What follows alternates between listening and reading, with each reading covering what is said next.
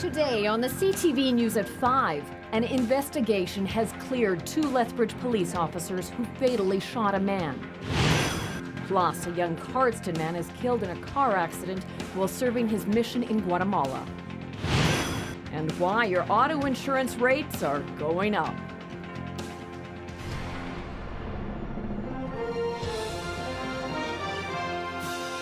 CTV News with Jackie Scantlebury. Good afternoon. An investigation has determined 2 Lethbridge police officers were justified in fatally shooting a 26-year-old man last summer. Duraj Puri was shot 5 times by the officers who were responding to a 911 call in July of 2012. The Alberta Serious Incident Response Team investigated the shooting, and today they released their findings. Terry Vogt reports. More than a year after the fatal shooting, the Alberta Serious Incident Response Team has concluded its investigation, ruling 2 members of the Lethbridge Regional Police Service did not commit any criminal offences, that they were justified in shooting 26-year-old Duraj Puri in July of 2012. I am satisfied that the affected person in this set of circumstances posed a credible threat to the police officers when they entered the home. Investigators say the officers were sent to the house in response to a 911 call. They were told a man was intoxicated, had a knife, and was threatening to use it on family members. When they went inside, the officers found Puri lying on a couch in possession of a knife. Police officers gave verbal directions to put the knife down or drop the knife. The male did not respond. Rather, he stood up from the couch, raised the knife in an over his head, and advanced towards the police officers. Investigators say Puri was only 8 to 10 feet away when both officers opened fire. In all, 7 shots were fired. Puri was struck 5 times and died later in hospital. There's no question that this was a tragic situation for everyone involved, but a certain investigation has confirmed our belief that our officers acted appropriately within the law and according to their training and were justified in their actions. Police Chief Tom McKenzie says it's been a long and trying time for the officers and their families. It's also been difficult for the local Bhutanese community. Puri had recently immigrated to Canada. Relatives and friends say he came looking for a fresh start in a safe country. The ACERT investigation has only one issue to deal with. That's whether the police officers were justified in using lethal force. But it's not over yet. A public fatality inquiry will also be held to determine if anything can be done to prevent these kind of tragedies in the future. Terry Vogt, CTV News, Lethbridge. No date has been set for the public fatality inquiry. A Medicine Hat man has been charged with attempted murder after a domestic dispute.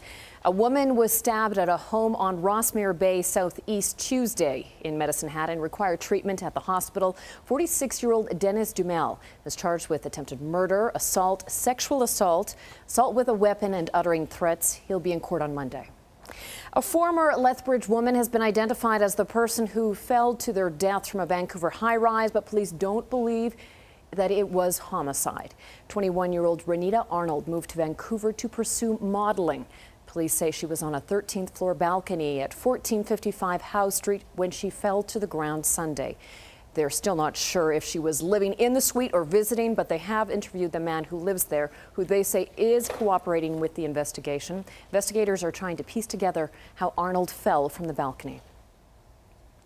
And a 23-year-old Cardston man has died after a car crash while serving his mission in Guatemala.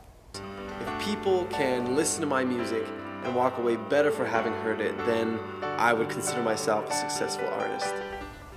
Josh Burton was a locally renowned pianist and composer. He began composing music at the age of 10. In 2010, he released his own album on his YouTube channel. Josh was in Guatemala serving as a missionary for the Church of Jesus Christ of Latter-day Saints when the accident happened. He and 3 others were traveling to a service on Saturday when their pickup truck rolled. The accident left Josh with a broken back, shoulder, and a concussion. He died in hospital 2 days later. The other missionaries in the vehicle suffered minor injuries. Josh's mother, Heather, has flown to Guatemala. She went immediately after the accident. Funeral plans are expected to be finalized once she returns. Josh had been serving on his mission for 21 months.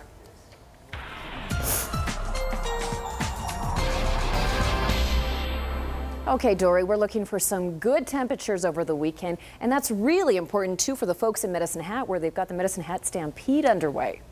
Absolutely. There's a lot of outdoor activities going to be happening. Not too hot this weekend. You'll see that in the 5-day forecast.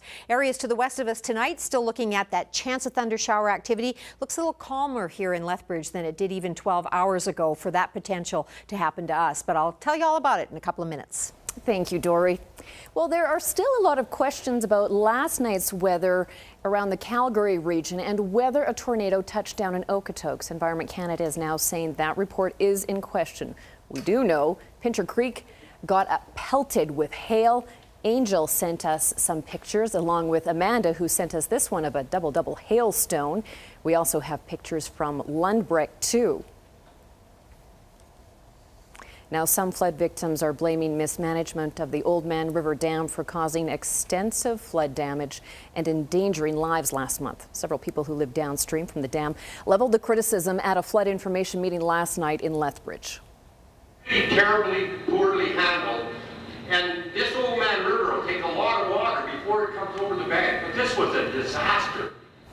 About 25 people turned out for the meeting. Some of them questioned why it was held in Lethbridge and not Fort Macleod, where more people were directly impacted by the flooding. They say the dam operator should have gradually released water in the days leading up to the flood, pointing out there was high snowpack and a forecast for heavy rain in the mountains. They also raised concerns about the decision to open the floodgates late at night and the lack of warning given to people living downstream. We could have lost somebody's lives because nobody knew about it and they opened it wide open. You know, it's just devastating when it happens. 75, it came high, but not anywhere near. My dad was in Fort Macleod in 53 and it didn't come high. So it's one of those things. A government spokesman says the dam operators are experienced and do the best they can with the meteorological information available to them. He also assured residents that they'll look back and evaluate how they can manage better and improve communications with residents living downstream. Driving is about to get more expensive. Vehicle insurance rates are going to be going up.